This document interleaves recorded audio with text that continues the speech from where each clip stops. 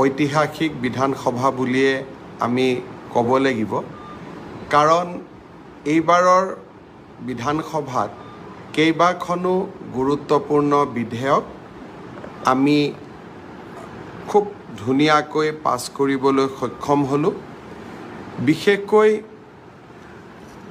দুখন বিধেয়ক, এখন হ'ল আইকনিক হেৰিটেজ ষ্ট্ৰাকচাৰ, অৰ্থাৎ আমাৰ ৰাজ্যখনত বহুতো মন্দিৰ আছে, সত্ৰ আছে, সাংস্কৃতিক কীৰ্তিস্তম্ভ আছে, যিবিলাকৰ বয়স 250 বছৰতকৈও বেছি হৈছে।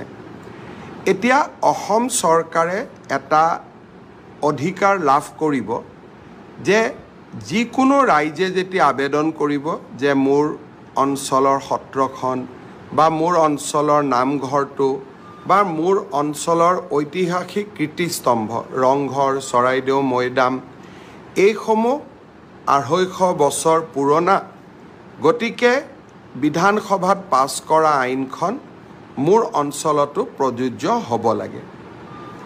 যেতিয়া আমি ৰাইজৰ অনুৰোধত এই আইনখন প্ৰযোজ্য কৰিম, তেতিয়া সেই আইকনিক ষ্ট্ৰাকচাৰ অৰ্থাৎ নামঘৰ, মন্দিৰ, ধৰি ল'লোঁ বৰপেটা সত্ৰ, তাৰ 5 কিলোমিটাৰৰ আশে পাশে নতুনকৈ কোনেও মাটি কিনিব নোৱাৰিব। আৰু সেই মাটি কোনে কিনা বেচা কৰিব পাৰিব? যি সেই মাটিৰ ভূমিপুত্ৰ, অৰ্থাৎ 3টা প্ৰজন্ম তাত একেলগে বাস কৰিছে।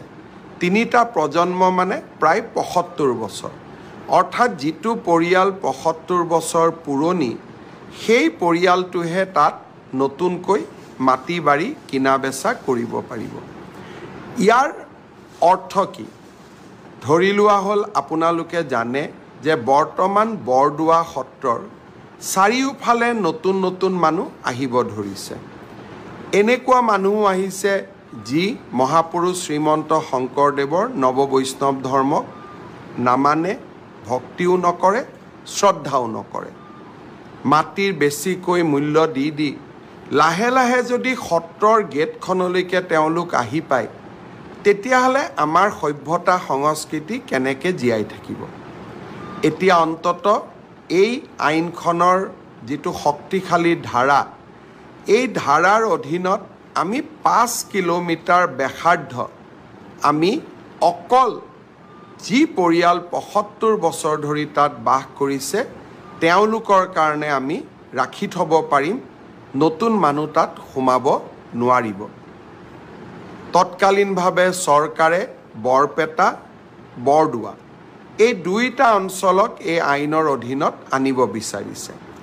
আপোনালোকেও যদি বিচাৰে যে আপোনালোকৰ অঞ্চলতো এনেকুৱা 250 বছৰৰ পুৰণি ঐতিহ্যমণ্ডিত স্থান আছে আৰু আপোনালোকেও এই ভূমি আইনখনৰ অধীনত এই সুৰক্ষাৰ কবচ লাভ কৰিব বিচাৰে, তেতিয়াহ'লে আপোনালোকে অসম চৰকাৰক আবেদন কৰিব পাৰিব, স্থানীয় বিধায়কক আবেদন কৰিব পাৰিব আৰু আমি আপোনালোককো এই সুৰক্ষাৰ চক্ৰটোৰ মাজলৈ লৈ আনিব পাৰিম।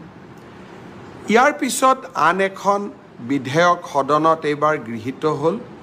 এই বিধেয়কখন আছিল compulsory Muslim registration of Muslim marriage and divorce, অৰ্থাৎ ইমান দিনে মুছলমান সমাজৰ বিবাহ কাজীসকলে পঞ্জীয়ন কৰিছিল। তাৰ ফলত বহু লোকে নিজৰ অধিকাৰ হেৰুৱাই পেলাইছিল। বিশেষকৈ তালাক বা ডাইভৰ্চৰ সময়ত নথি পত্ৰৰ হেৰাফেৰিৰ কাৰণে বহুত লোকে নিজৰ ন্যায্য প্ৰাপ্তিৰ পৰা বঞ্চিত হৈছিল। এতিয়া আমি অসমত মুছলমান সমাজৰ বিয়া এই কম্পালচৰি পঞ্জীয়নৰ ভিতৰলৈ লৈ আহিলোঁ আৰু এতিয়া বিবাহৰ পঞ্জীয়ন কাজী ব্যৱস্থাৰ জৰিয়তে সাব ৰেজিষ্ট্ৰাৰসকলে